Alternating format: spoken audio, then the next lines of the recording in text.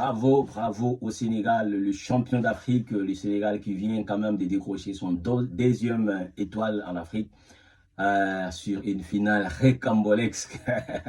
Vraiment, on aime l'Afrique comme ça. L'Afrique est toujours comme ça. L'Afrique te réserve beaucoup de surprises, vraiment. En tout cas, bravo, bravo pour une finale qui a été très, très discutée entre les deux équipes. Quand même, on a vu deux belles équipes batailler dur pour décrocher son deuxième étoile.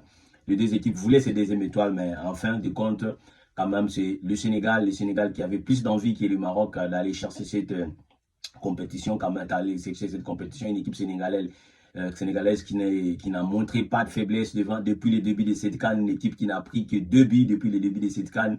Donc, vraiment une équipe qui était, depuis le début, affichée ses ambitions comme grand favori pour la victoire finale et ils ont confirmé jusqu'à la fin pour aller chercher quand même ces trophées de finale. On va parler quand même des histoires, des effets quand même qui ont marqué cette finale quand même. C'est compliqué, c'est une finale quand même qui a rebondi pas mal quand même dans le moment qu'on avait vu quand même. Vraiment, le match pour moi, l'arbitre était quand même juste jusqu'à ce qu'on arrive à l'état additionnel quand même. L'arbitre était au centre. J'ai fait une vidéo hier pour parler de l'arbitrage quand on a connu les trios arbitrage congolais. Quand même, je le félicite parce que c'est un arbitrage différent de tous les arbitrages que j'ai vus face au Maroc. Jusqu'à la 90e minute, jusqu'à autant de additionnel. Moi, je vois que l'erreur d'arbitrage qui était arrivée à ce temps-là, ce n'est pas dû aux arbitres qui étaient sur le terrain, c'est dû aux gens qui travaillent à la VAR. Ces gens-là qui travaillent à la VAR, on va parler du contexte de la VAR. Quand est-ce que la VAR doit intervenir dans un match? C'est quand il y a des situations comme les situations qui vaut un carton rouge, la VAR doit intervenir. Dans une situation qui y a but, où il y a penalty, c'est là, ce sont des situations que la VAR doit intervenir, au dépendant de la décision qui a pris l'arbitre sur le terrain. Cela veut dire quoi? Quand il y avait but du Sénégal, l'arbitre en avait sifflé en amont, avant même que le ballon entre dans le filet, l'arbitre avait signalé faute à Hakimi. Mais la VAR a tout le temps d'aller vérifier s'il y avait réellement faute et rappeler l'arbitre à l'ordre que voilà, vous avez sifflé faute, mais il n'y a pas faute. Je vois que l'action était normale, donc vous pouvez accorder le but. C'est ça le rôle de la VAR, c'est ça. Donc l'arbitre lui-même ne peut pas aller juste pour aller vérifier la VAR si la VAR ne lui appelle pas pour signaler une infraction ou signaler une erreur que l'arbitre central en a commis ou on a laissé échapper. C'est ça qui arrive. Donc, dans l'action du but du Sénégal, l'arbitre a vu, selon lui, il était face au jeu, il a vu qu'il y avait faute sur Hakimi, il a directement signalé, il n'a même pas hésité à signaler la faute avant même que le ballon termine au fond du filet.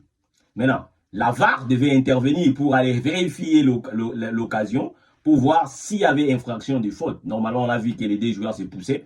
Ça dépend de l'arbitre parce que les joueurs sénégalais étaient dos à l'arbitre et les joueurs marocains face à l'arbitre. C'est facile que l'arbitre voit que les joueurs sénégalais poussaient les joueurs marocains, puis après jouer le ballon. Donc, normalement, dans ces situations-là, l'arbitre central n'a pas de faute. C'est la VAR qui devait rappeler l'arbitre pour aller voir. Mais l'action d'après, c'est là où ça pose problème, l'action d'après.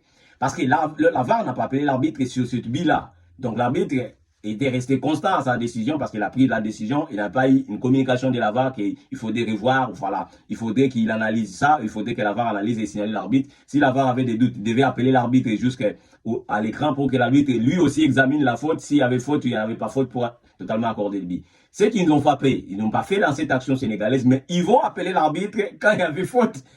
Clairement, il y avait faute, c'est Ibrahim Dia. Là, on ne peut pas dire qu'il n'y avait pas faute. Mais l'intensité, l'engouement du match est arrivé parce qu'ils ont appelé l'arbitre. Parce que l'arbitre n'a pas sifflé faute directement sur Ibrahim Dia. Parce que l'arbitre, je pense que l'arbitre n'a pas vu. C'est pour cela qu'il a laissé continuer. On a vu qu'Ibrahim Dia avait crié jusqu'à ce que la VAR est allée appeler l'arbitre. C'est là qu'il pose problème. Les gens qui travaillent à la VAR, la CAF devait voir ça aussi quand même avec ces arbitres-là. Moi, j'ai appelé les arbitres kamikazes ils sont là à la VAR et ils ont l'écran, ils ont toutes les images que l'arbitre central n'a pas. Ils n'ont qu'à appeler l'arbitre central s'ils voient que non, l'arbitre central n'a pas pris bonne décision, comme dans le penalty du Maroc. L'arbitre central n'a pas pris une bonne décision parce que l'arbitre central n'a pas vu qu'il y avait faute sur Ibrahim Diaz. Cela veut dire c'est la VAR qui a appelé l'arbitre pour signaler que là, tu as laissé échapper quelque chose, il y avait faute. Mais à l'action d'après, où il y avait but, est-ce qu'il y avait faute ou il n'y avait pas faute? Pourquoi ils n'ont pas appelé l'arbitre aussi dans ces cas-là pour que l'arbitre ou eux-mêmes examinent la faute, ou l'arbitre aussi aille aller voir s'il y avait faute sur Hakimi ou il n'y avait pas faute. C'est là qui pose vraiment beaucoup de problèmes. Pour moi, à part ces deux effets de match qui, pour moi, est indépendant de l'arbitre central. C'est l'arbitre de VAR, c'est la VAR qui a commis des erreurs gravissimes dans ces matchs. Parce que l'arbitre, les trios congolais, moi, je les ai retrouvés, je dis bien constamment, pendant les 90 minutes, ils étaient vraiment au centre du jeu. Ils ont sifflé les fautes quand il y avait faute. Ils ont été partials vraiment dans ces matchs-là. Mais quand il s'agit des fautes gravissimes dans ces contextes-là, que la VAR devait rappeler l'arbitre, ils n'ont pas fait. Ils n'ont pas rappelé l'arbitre quand il s'agit de la faute du Sénégal, mais ils ont rappelé l'arbitre quand il s'agit de la faute du Maroc. C'est là que ça ne doit pas fonctionner. Là, on a crié tout le monde, même moi, j'ai crié du favoritisme. Pourquoi on pourrait appeler l'arbitre dans ces contextes-là et on n'a pas appelé l'arbitre 2 minutes plus tôt où il y avait un but, que l'arbitre pourrait aussi aller juger s'il y avait faute, il n'y avait pas faute pour valider le but. Donc voilà, quand même, quand cela ne tient, le Sénégal appelle le penalty que Abraham Diaz tentait de faire un petit louche pour tromper la vigilance du gardien de Mendy, mais il n'a pas pu, donc Dieu est juste, j'ai dit Dieu est juste, donc il n'y avait pas but dans ces contextes-là, il faudrait qu'il puisse avoir un but dans le cours des jeux, et le Sénégal l'a fait de plus belles manières. Bravo, bravo quand même, j'ai dit bravo au Sénégal, c'est l'équipe qui a mérité le plus aller jusqu'au bout et remporter quand même cette trophée. Quand même, cette finale, ça va laisser comme une leçon pour la CAF quand même pour que utiliser la VAR. La VAR, c'est un outil d'aide à l'arbitrage. Ce n'est pas pour siffler les fautes des autres et ignorer les fautes des autres. Ça ne marche pas comme ça. Donc, ça ne marche pas comme ça. Les arbitres centrales sont des arbitres qui voient les effets et ils n'ont pas la possibilité de revoir.